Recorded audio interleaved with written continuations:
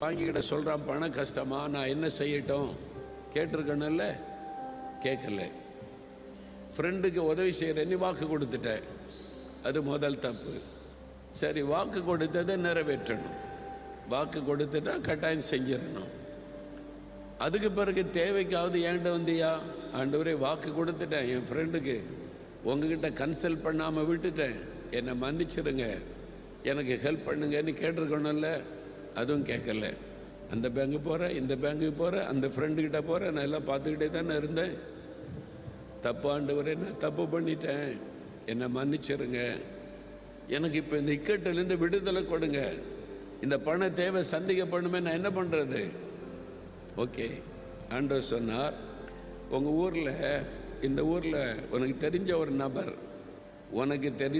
நபர் ஊருக்கு அவுட்டரில் அவன் வீடு இருக்குல்ல, சின்ன வீடு. ஆமாம், அவன் ஃப்ரெண்டு தான், உனக்கு தெரிஞ்சவன் தானே, நல்லா தெரியும்.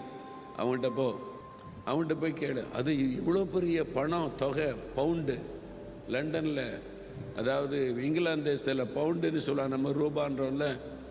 அவன் ஏழை மனுஷன் ஆண்டவர், இவ்வளோ பணம் அவன்கிட்ட எப்படி இருக்கும்? இவ்வளோ பணம் அந்த ஒரு ஏழை மனுஷன்ட்ட எப்படி இருக்கும்?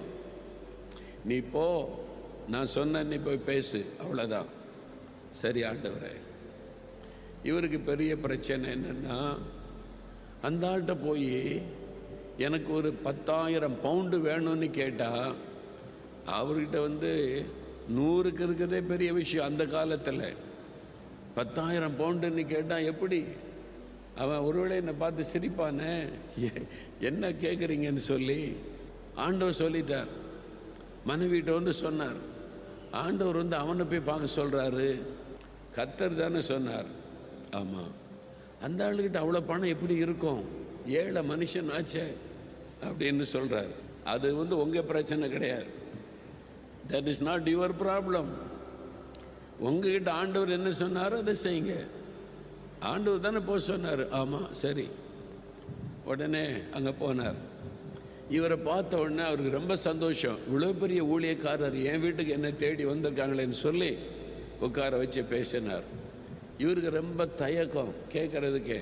இவர்கிட்ட போய் எப்படி இவ்வளோ பெரிய பணம் கேட்குறது? உதாரணத்துக்கு நீங்கள் ஒரு சின்ன குடிசை வீட்டில் இருக்கிறீங்க.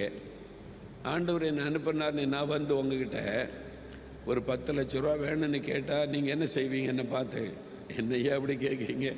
1000 ரூபாய்க்கே நாங்கள் வழி இல்லாமல் அன்னன்னைக்கு சாப்பிட்டுக்கிட்டு இருக்கிறோம், 10 லட்ச ரூபா கேட்குறீங்களே. அந்த மாதிரி சூழ்நிலைன்னு வைங்க.